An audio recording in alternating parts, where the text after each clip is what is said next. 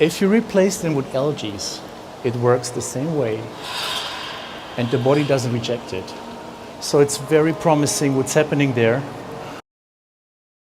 It's 8 o'clock and we're ready for a new episode of Business Meets Life. I'm your host, Janine Jakob, and I have amazing Uwe-Michael Schall with me. And we are here in beautiful Xiamen.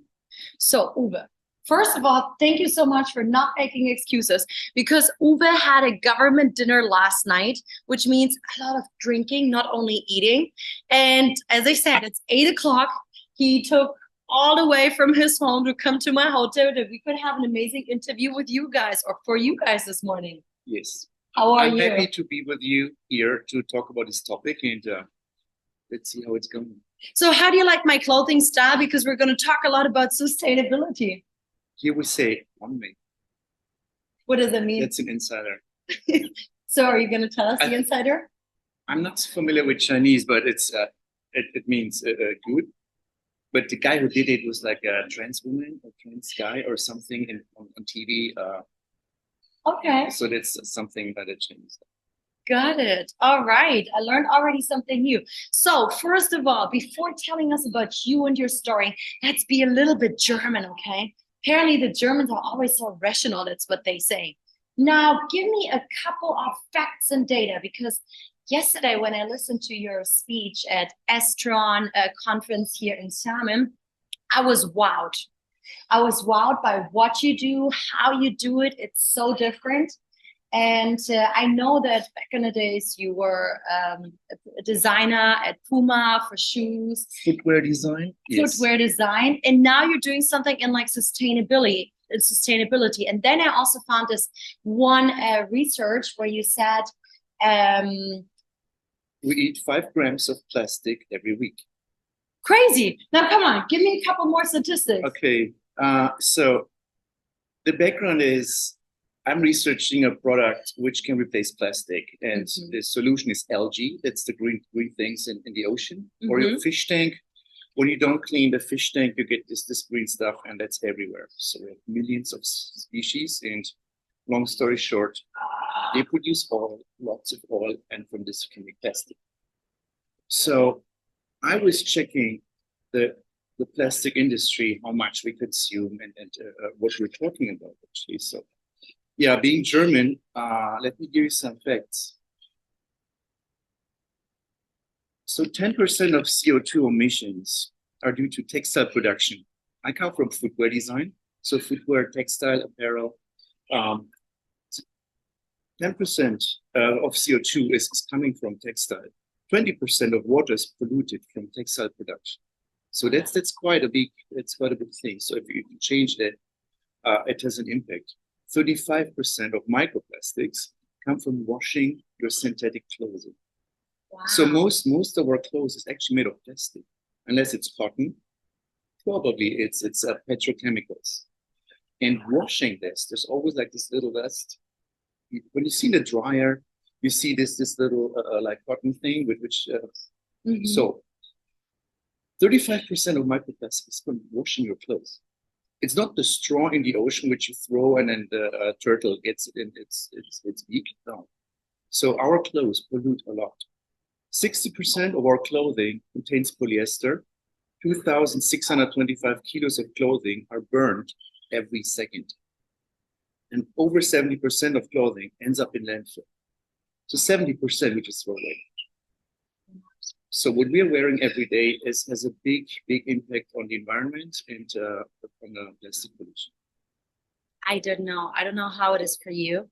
That's why I really asked Uwe, please come and talk to us. Now, before we go back to this topic, tell us a bit more about you. What's your story? How did you end up in China, or how did you open your own company and change your field a little bit? And I think you also have a lot of interesting projects you're working on right now. Yes, actually. So in my previous life, I was 20 years footwear designer. My last position was senior design director for footwear.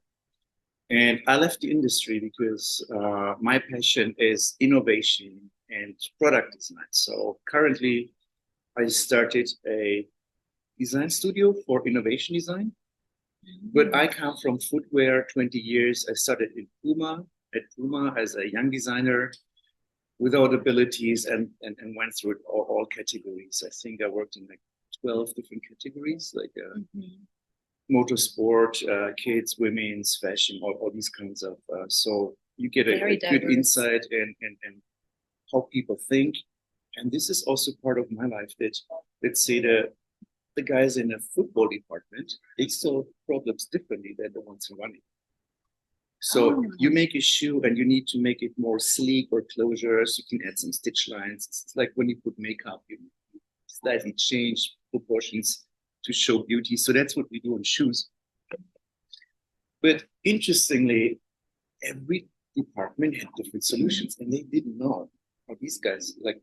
So being a manager, I was managing a team of different categories, including kids design, where you have to reinvent the closure because kids cannot close their shoes. So you have a Velcro. Oh, right. Yes. So every shoe we did, we had to make a closure system. Of course, you can make a Velcro, but we got creative. So long story short, in shoe design, you have to solve it in a certain way and find solutions. And it's not all linear. It's just chaotic sometimes, which gives you answers, which gives you things you never saw. So we were always open for new things and surprises. And that actually helps you to innovate. That helps you to be creative and more or less this also shaped me for over 20 years. Wow. So that was Puma, and I got an email about a job in China. Okay. And that was a very interesting email. Long story short, I ended up here in Xiamen. It was 2013. I'm in China 9 years now. And it's a local sneaker brand called X-Step in Chinese Taowu. And I worked there for lifestyle shoes. Lifestyle shoe means every day or for special occasions? It's a sports brand. So they have performance like track shoes with spikes where you can run like Olympics. I see. Or basketball, football shoes. Yes. That's performance. And you have lifestyle like your shoes, like retro shoes or Jordans, like or Air Max 90s, so the retro shoes for the 90s. That would be lifestyle because you wouldn't run in your basketball shoes. Right. So yeah, lifestyle shoes. You need to know a lot about trends, about people, consumers, and all kinds of things. So as a product designer now, because that is my passion, I benefit very much from working in a sports brand to be on I don't say red carpet because we were in the back. Yeah, that the ones you don't see. Yeah. But to design sneakers, it's interesting to be in this world and to deal with those topics, colors, materials, people. That really shapes you. So if I would do a wheelchair, I would not come from the medical side. I mean, my German and engineering mind would, and innovation. Yes, my wheelchair has 4-wheel drive. It goes outdoor, off-road. So you can pick mushrooms in the forest with this, and absolutely no problem. Yes. But it would be like a fun sport thing. Means it's not the traditional wheelchair. And if people see this, they think, oh my God, it's so easy. You can do it like this as well. And also it works better because wheelchairs are not good for grass or sand. And this one can go downstairs, upstairs, and in the forest. Interesting. It looks cool. So my life, there was always problem solving or solutions. And it's not just design. You design like to make a nice surface. It's also how you build things. So that's my passion, and that's why I stopped footwear design and I went into innovation product design. Yeah, so tell us more about the current projects that you're currently working on here in Xiamen. And by the way, I had no idea how beautiful Xiamen is. And it's warm. I mean, it's winter time, but it is super warm. We're next to the sea. It's like Florida. So if you could see this way, we see palm trees, nice sunshine, blue sky. We should take a picture outside later on. Yes. For you guys, yeah. Now tell us more about these current projects that you're working on now. So I have my own design studio. That means I can do any project I want. If any kind of design. Any kind of design. So the wheelchair was just one example. Wheelchair, I don't even know how I got into this, but you see something and this leads to something else, and then you watch some YouTube videos at 3 o'clock about knife making, and you think, oh, that's good for this project. So cross industry will give you solutions. So let's say they make ice hockey sticks, and there's a machine wrapping some binding for the handle. They do this for 30 years, 50 years, but in a shoe industry, they don't know this. So I see stuff in other industries, and I also talk a lot with my hands, and that gives me solutions. So projects. Can I quickly ask here, and because this is fitting. So recently I interviewed the founder of the Reebok shoes, Joey Foster. I also asked him, so where does your muse come from? So does your muse come from like what you just mentioned? Or does your muse, your inspiration, or the solutions of your problems also come from something else? Because I feel like people who are like super creative, they always need some kind of like muse. That's a good question, because it's a very good question. So, okay, it's not always the same. So sometimes you have a product, you need to design, so you have rainbow colors, and then it's just straightforward. Other times you just sit with someone and you see something, and I think, oh, that could be, this is amazing. If you use this for whatever product X, that would solve everything. So the muse can come anytime, anywhere. Anytime, anywhere, and it's just a detail which you recognize as a solution for something. It could be a bottle opener, it could be whatever, a lighter or something. And all of a sudden you think, wait, if we heat XYZ with whatever electricity, why not have like a little gas flame? It would look very stylish. And for example, there was one project a professor told me about. It's about making light. So for the first semester, product design university, making light at home with fire. So the designers, they had to be creative to make some torches or some devices which burn and give light. But of course, you have to do this in a safe way. You can spill alcohol, or when there's the flame and the thing heats up, then all of a sudden the alcohol is expands, and then you have like a Molotov cocktail. So I mean, there's problems you have to solve, and this brings you so deep in every time, every project. Amazing. And there's just fuel for next thing. So yeah, so sorry, I interrupted you. First of all, you were saying you talk a lot with your hands, which I do the same. So it seems like this is something not typical German for our culture. People, teachers always told me like, why do you use so much body language? Well, as a trainer with people from different languages, it could be quite beneficial. But going back to your projects now, and especially what else do you work on right now, and also like in regards to sustainability? So one is the electric wheelchair, which is a big project. You need to do the chassis and suspension and all these kind of things, and it has electric motors. So that's a huge project. Almost like making a car. So it's like different parts involved. That will take like 2 years minimum. Actually, even a coffee machine or a coffee grinder, electric grinder, which I also do, to develop and put on the market is 1 year might not even be enough. So interesting. And then I do some underwater propulsion with fins, like diving fins, monofin for people. So it's a monofin project for divers and free diving. So if you do world record, just one breath, and you go down 100 meters or whatever, you need to be very efficient with your air and your energy. So most of them use a monofin. That's like a mermaid where both feet are in one fin, to keep all your energy and make like lots of depth with your energy. And this fin needs to be field again. Very, very efficient. So how do I know efficiency? I don't know. So I go on YouTube and I see where a swimming teacher, very interesting. He had a swim team, and he realized they all swim differently. And in the front lane are all the good guys, like the good ones. They finish super fast, they win medals. But in the back lanes, they're like struggling.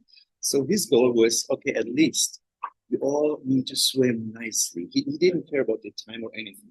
So what he did, and this is what, when you watch YouTube at 3 a.m., you find videos like this. So what he ended up with was changing their swim style to just look nicely and not so surviving. And all of a sudden, that was a technique which you can use for open water swimming, like marathon, where you need to cover like 3-4 miles. So it's a very efficient way of swimming because you don't move much, so you stay. And so these kind of things give me inspiration or like solutions for my things for the fin paint. So that's one project I work on. The wheelchair. I am working on this plastic thing as well, the algae. So there's many different products you can do with. So algae, they absorb CO2 and they produce oxygen. Yes. So that's one thing. If you want algae to grow at home in your fish tank or wherever, I just simplify it. They would literally produce oxygen. So it's like an air purifier. So you sleep at night and you have a fish tank full of algae, that makes oxygen. And depends on which species of algae it is. They can make omega-3, they can make all kinds of superfood as well, vitamins. Oh yeah, like yesterday you mentioned spirulina. Right? Spirulina, proteins, omega-3. Actually, from fish oil, the omega-3 is not from the fish, it comes from the algae they eat. So in the end, they not just produce 70% of our oxygen on the planet. They did this for millions of years before there was somebody on the planet or anything else. It was the ocean. So they produce oxygen, they produce oil, protein, all that stuff. I've just learned that recently, actually. So, and I've also learned that if we gave the ocean time to recover, it would recover very fast. Oh yes. The good news is, yeah, I mean, the world is kind of in trouble, but the good news is we have solutions. We have chemicals that actually help and not damage the environment. We have really? all kinds of, yeah. When I was young, when I was a young designer, I realized eco projects always look like made from unbleached paper. It's this beige color, and then you have this coconut fiber. So if you make a cell phone from coconut fiber, yeah, that looks like we can protect the environment. But you need some awesome plastic which is biodegradable. Yes. You need some like really cool chemicals made from plants or made from mushrooms, fungi, or something. And it doesn't need to look like you're a hippie or no offense, but you don't need to look like it's hand knitted. So eco is actually quite modern, and we have solutions. And one of them is algae. I think this is still a prejudice that people have. Everything that is eco looks like a specific way. It looks cheap, or as you mentioned, hippie, or not elegant. I mean, there's a reason why it looks like this, because if you don't bleach paper, you skip one step, so that's less chemicals. But then you can bleach paper with oxygen. You can bleach paper with all kinds of things. So that's why they did look like this. Yeah. But meanwhile, and of course that gives you, or if you have like a coffee packaging, don't paint it. Just leave it empty, because that's paint. I mean, paint is like a dangerous chemical. You know, it's like a huge, pot of paint, and then you spray. Yeah. But can you imagine you take this and just dump in the ocean? Because in the end, that's what we do. Everything we touch, we produce all these harmful chemicals. They will end up in the ocean. So you can take your phone and just, so of course that's why things look like eco. But meanwhile, we have other things. And one of this is algae. So you can produce them at home. You just grow them like a small fish tank, and this algae water gets thicker and thicker the more they grow. Then you need to harvest to take some out and replace with water, so you can grow algae endlessly. Like you ferment some things. What is this? A tea like kombucha? Oh yeah, kombucha. Yeah. So you always refill with tea, and you harvest or you drink it. Same with the algae. So you would have 1 cup of omega-3. It's a slime first, but you can also dry it and make powder. But the dry version has way more benefits because it's still like and has always. But it must be the right algae. It must be the Oh, I right. see. So we could, like, I'm a big fan of aloe vera. I took a lot of courses about it. I cook and drink and eat aloe vera. Oh. I even lost my hay fever thanks to drinking aloe vera, a specific gel, back in Germany. So it actually means we could do algae products ourselves at home, or Yes. interesting. Now, do you have some advice for us? I mean, I'm always a big fan of what can I do to make the world, the environment better? Is there some easy advice now, knowing the power of algae, what we regular people could actually do, whether it's in our home in regards of something good for the environment or oxygen, or I don't know. Because like something I did is in my Monday morning motivation community, it's normally for free where people can join our 7 a.m. calls. But then I ask people, hey, if you want to donate, we gave donations to the 1 million tree project in Mongolia. So they were growing trees because I thought, yes, donations to education are important, but I felt like our environment has a bigger problem. And if our world doesn't exist anymore, then having more educated people might not be so beneficial either. So I was thinking, okay, having more trees is something I can do to help this world. But do you have some other easy advice what we could do? It always depends who you talk to. If it's a young family, they cannot afford to buy more expensive products, because if a company donates and a certain part goes to a donation, or if you have sustainable materials, now they're still more expensive. So Yeah. So those depends on who you ask and what is your budget. Okay. Normally, I would say, if you want to protect the environment, look for new companies who have products and who have a small carbon footprint. Okay, small carbon footprint. All right. Support them and try to get those products, and always be open for new products. Let's see, mostly it's small. Of course, it should be local. If you buy things locally, it's easier and it's less transportation. So that's already a big thing. Less transportation. Get your food like locally from farmers if you can. Even in New York, there's some local like vegetable stores. Oh yeah, and San Diego also went to this Young beautiful couple farmers tattooed market. with like a tattoo artist or barista, or like really cool like action, and support them. That will help a lot. Okay. I mean, here in China, we order a lot and everything on like Taobao, for example, like the Amazon here in China. So that's a good And point. food delivery. Everyone's Crazy. So much because they waste. make it so simple for you. If you go buy Convenience. vegetables, they're more expensive than this app called Fufu, funny name. So if you order from Fufu, the vegetables are cheaper and they bring it to your home. So if you have like a gallon of water of 2 of them, you don't even carry, you just use your phone. So sometimes industry makes it harder for you Yeah. because everything is wrapped in plastic. Yeah, that's Same true. for food delivery. It's like it comes in plastic and then they put it in a plastic bag and they put in so much plastic. Yeah, that's that why I you end don't up- do that much. So you should avoid that. Yes. So avoid food deliveries and other Unless it's deliveries. the good one.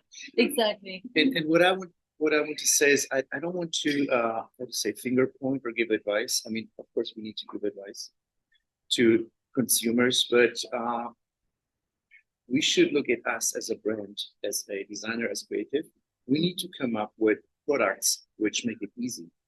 So for example, if you want to eat healthy, let's just take algae thing. Yeah, please. You can buy these in pills or powder for like $80, $200, and it's very expensive because, of course, there's companies that harvest this and they give you a safe product.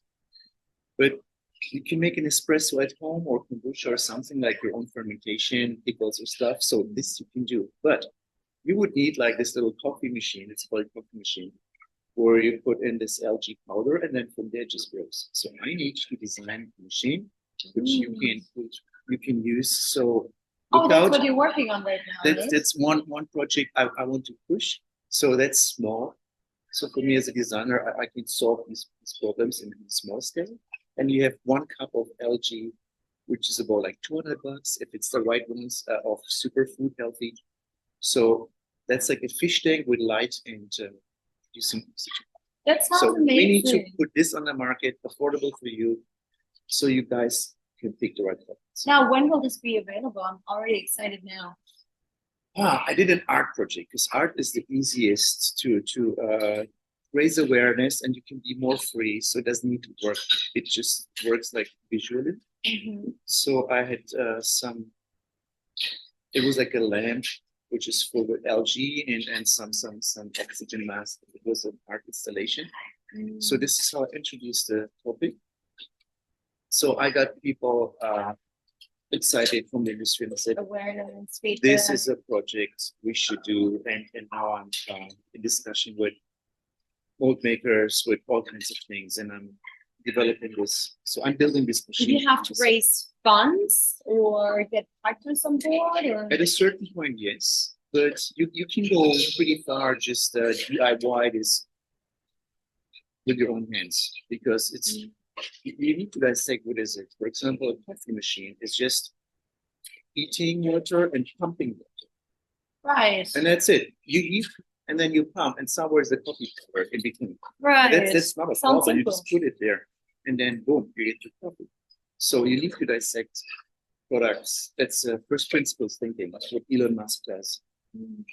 How much can you take away until like the thing still flies, and then that's what we need. So we need to reduce the cost of space things by 90%. And now the rockets are landing, and if you're creative, this is also a good place. Okay. So yeah, we need funding at a certain point because you need to open molds, and then there's this thing. But you can develop this quite far just with like everyday items. Now, tell me a bit more about China specifically. I mean, I've learned recently that we have less journalists, foreign journalists here in China, so people get less information about China outside in the world. And we have tons of prejudices against China, especially in the area of like sustainability. And I mean, there's a lot of new companies and government support. Like, how do you see like what you are doing, or these kind of like, let's say, green projects here in China compared to other countries? Or is there potential opportunities? So China developed from the 80s to now immensely. So they were like an agricultural country, switched to industrialization, and then being from countryside to urban life. So you see all these skyscrapers. Same was for the industry. So meanwhile, China is on a very, very high level of industry. The iPhone is made in China, and you can make anything. So supply chain is amazing, which is most important. Yes, you can go to other countries, but there's no materials, there's no machines, there's no knowledge. So China's pretty advanced. They are very fast. Chinese wait for nobody. If there's a product, they can make it. So I think that's how to say. Coming from Germany, things are very slow, and we think about it, which in some places makes sense. So you shouldn't rush.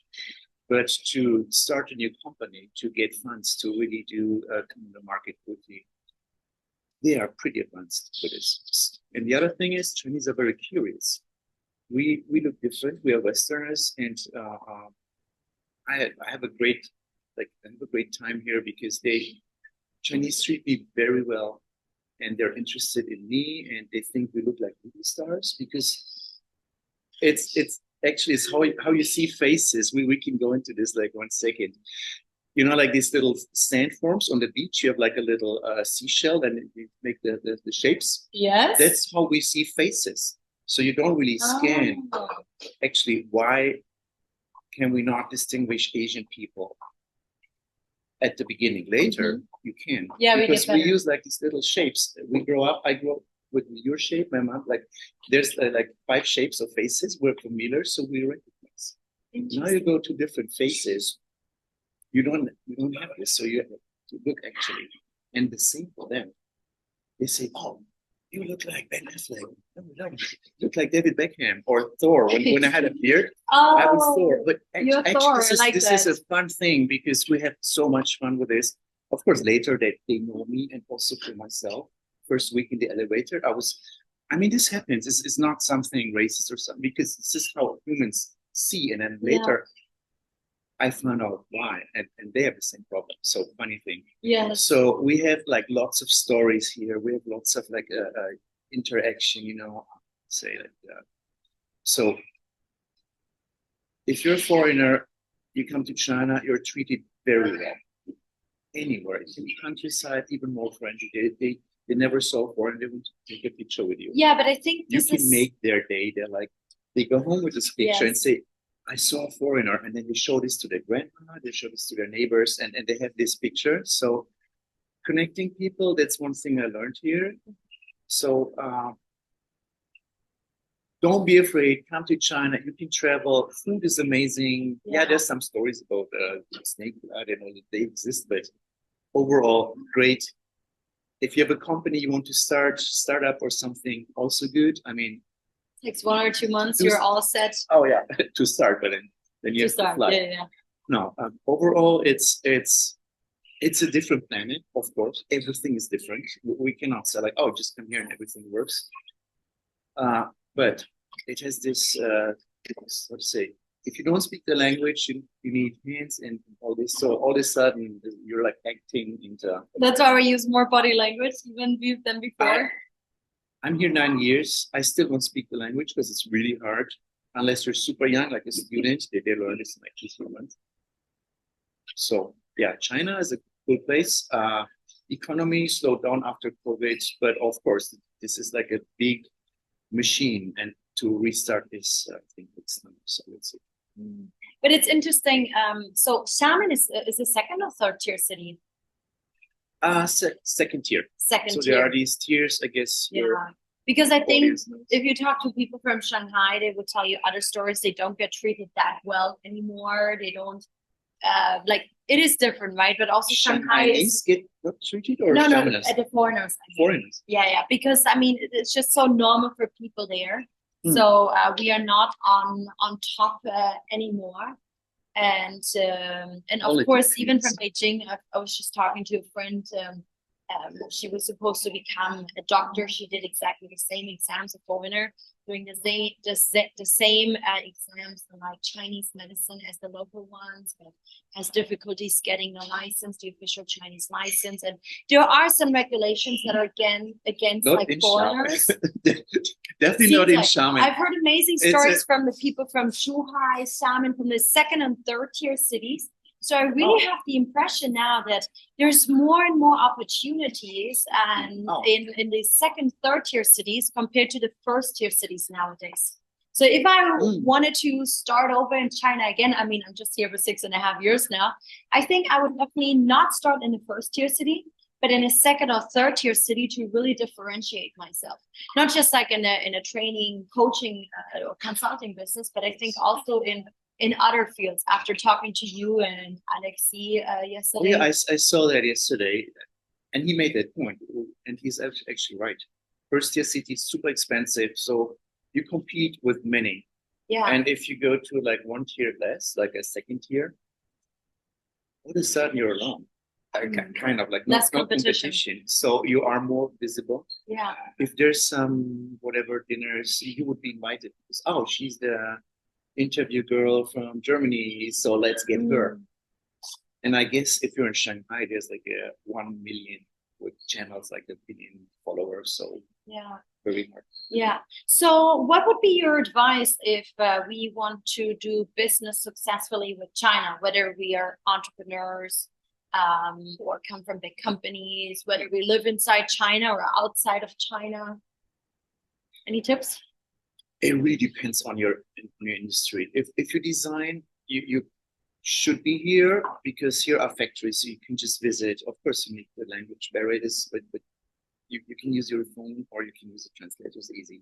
So as a designer, you should be here. If you do trading, it depends on what kind of things, because trading is a big thing.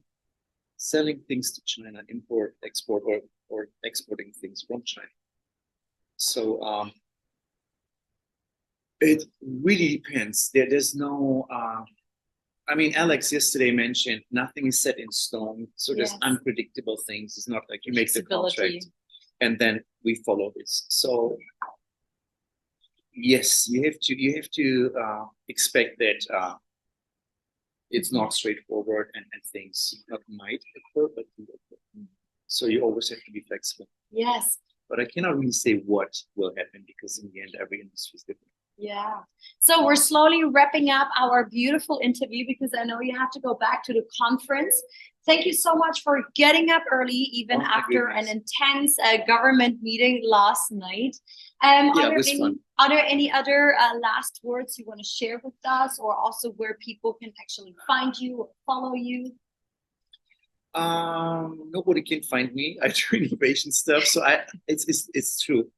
I worked on 3-4 projects for other companies. One is a robotics, and the other is some microscope. They can see cancer and with a microscope. So these things I cannot put on my website or anywhere. Yes. So now I'm starting with my own projects. I stopped working for the industry, and now I only do.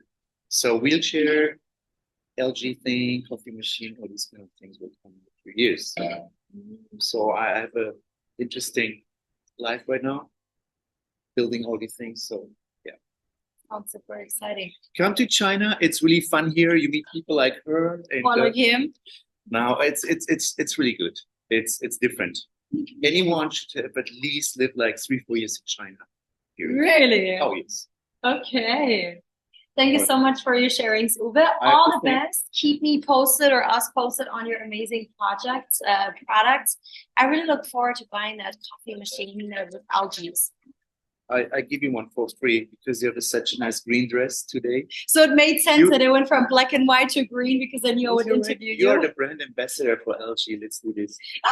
I will put you somewhere in the front. But you just said that publicly. I'm not going to cut that out. I'm in. Things go left. No, you will be there. I look forward to this. Like literally, I think that's Payment an amazing is one project. machine. Okay. All right. New ambassador. Amazing. Okay. I love it. So take care, guys. I hope you took some notes and tell your friends if you like this kind of podcast, you've learned something, tell them about it, start following us. Thanks for your time, Uwe. Enjoy the rest of your day at Estron, the conference. Thank you too. And we stay in touch. All right, guys. See you. Bye.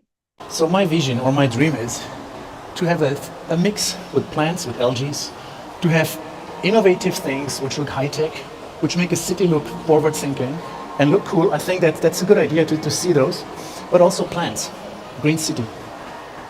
So I wish, as a designer, I can contribute something and make your life easier, make your choice easier, and save the planet.